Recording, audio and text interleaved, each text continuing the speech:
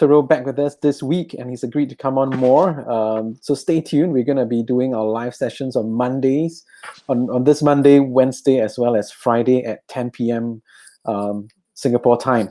Super. And wherever and I've lockdown beard. Look, they call them Great. lockdown beards over here. Lockdown beards. Okay, cool.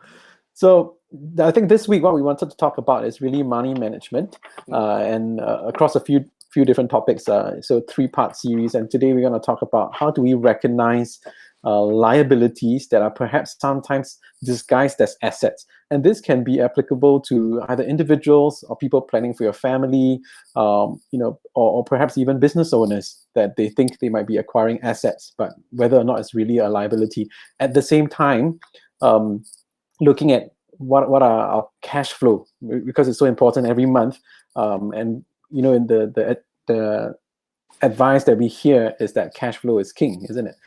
So, Dr. Rowe, what are your thoughts on that?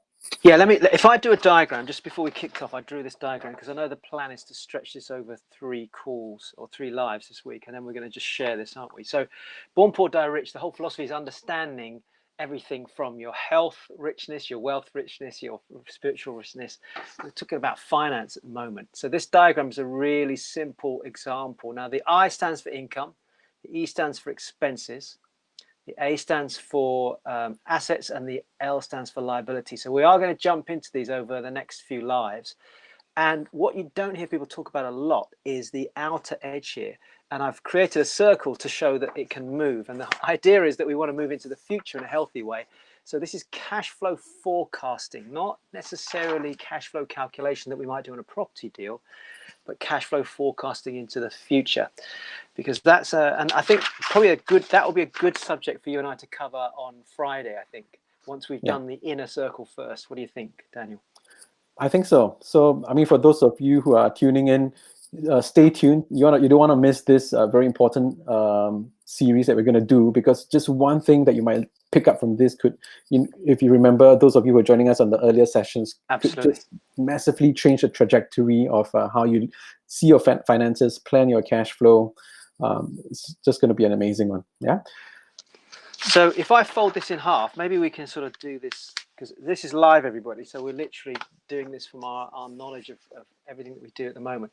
Let's tackle these two, shall we, first today? Or do you want to do assets and liabilities first? You choose, Daniel. I think maybe we can start with income and expenses. Okay, cool. Because that's something that people are thinking of in this period. How do I sustain my income? How do I control my expenses? How do I forecast that moving ahead?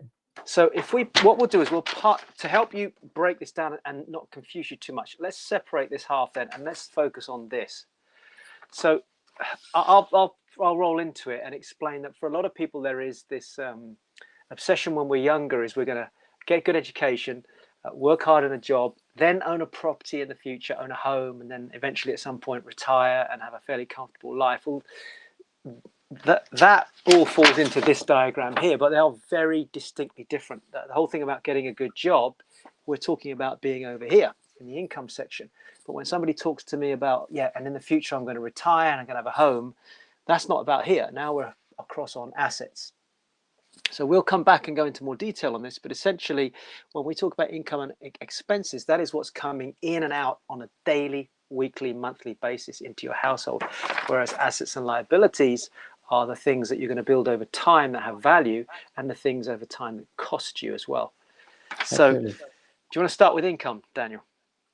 Yeah, I mean, income essentially is, if you think about it, and it's like a bathtub, right? And when I think about income, and the idea is what can you fill into the bathtub?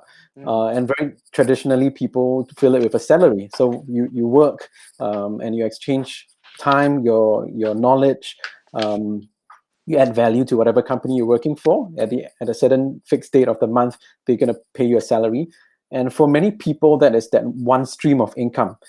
And I know that Dr. Rowe was sharing in the past. Perhaps you could share the story, Dr. Rowe, about your mom when she was having to work harder in order to generate more income.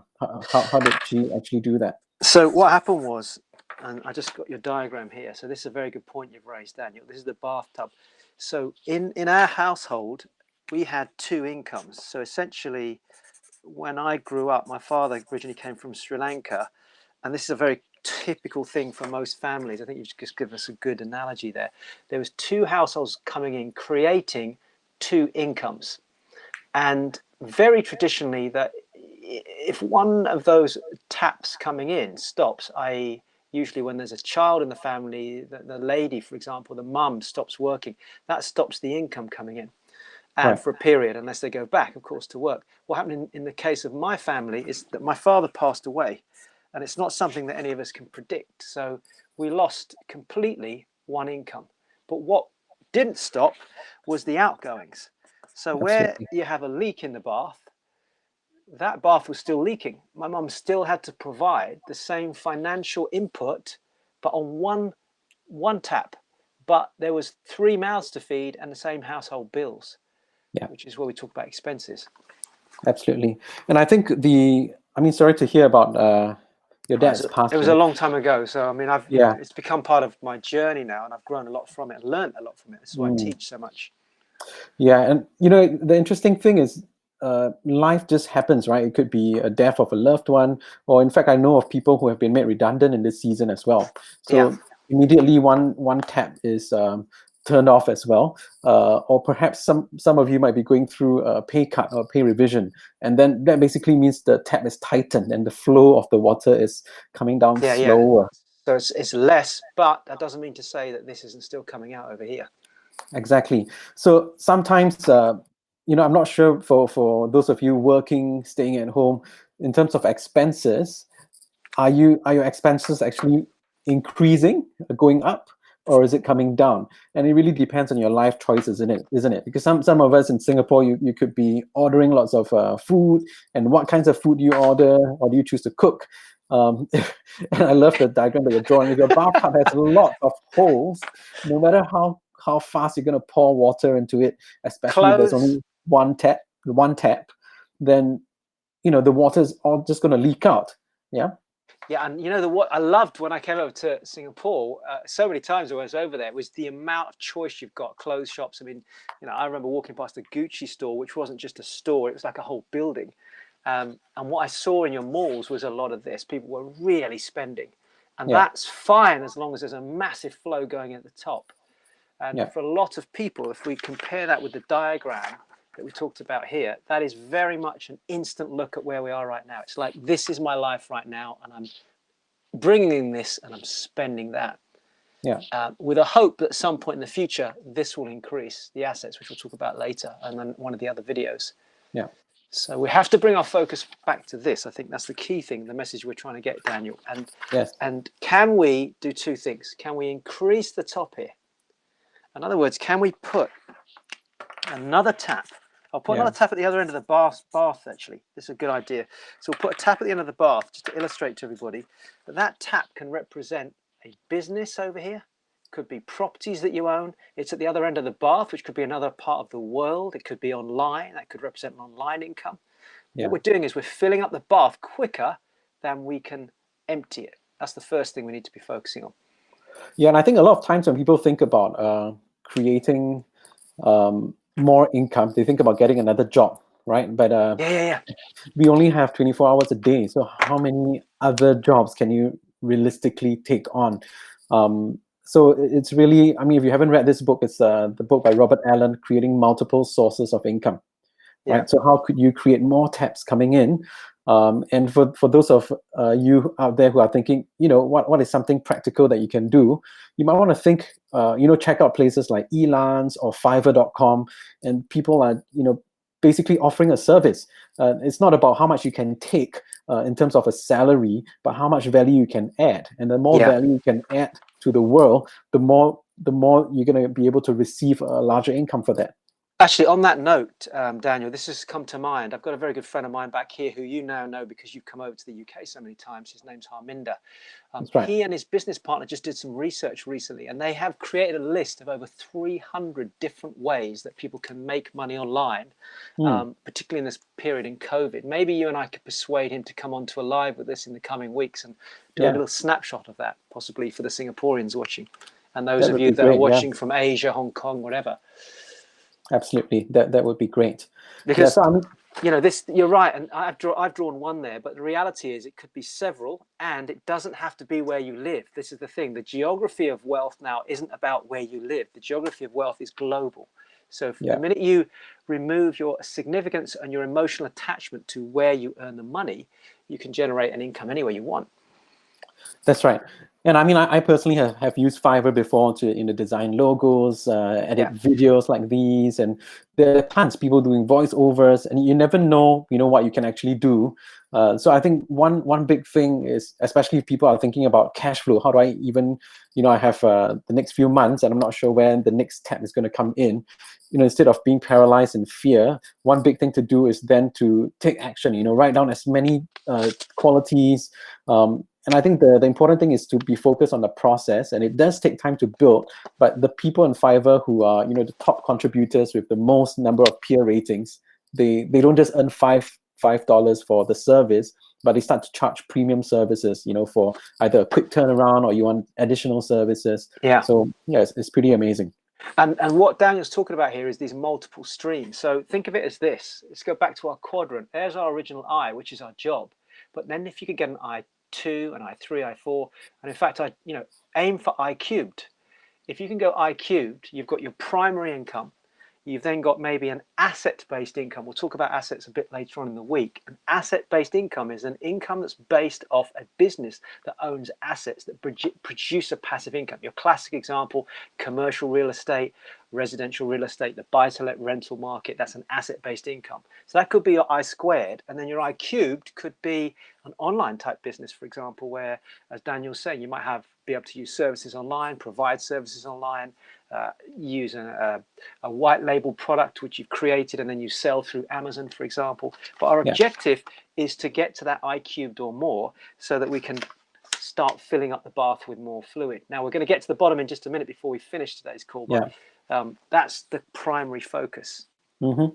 Yeah. So I think the key goal is to be able to have enough water filling in and at a faster rate than the water is flowing out every month. Otherwise, Exactly. you realize that you have more months than you have cash or you have Right. water. And whilst we're in the bath, we get our fingers out. What can we do to plug the holes? So that's the second part of the formula.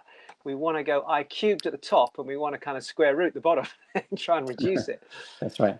And that's So tough one for a lot of people working at a certain level, trying to prove themselves to other people, family, friends.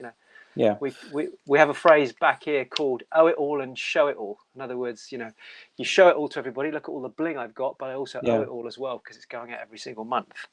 Yeah, I read a lot, and I think one of the books that comes to mind is this book called "Stop Acting Rich and Start Living Like a Millionaire." And Nice.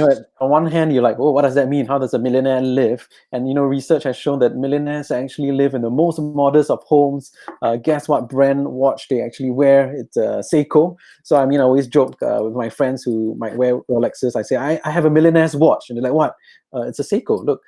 So the idea that actually millionaires are very savvy with their money and they don't necessarily need to impress others or keep up with the Joneses. So I think that's one big expense that you can And really actually, take if they're away. smart, for example, my Tesla, you buy the car efficiently through a business structure.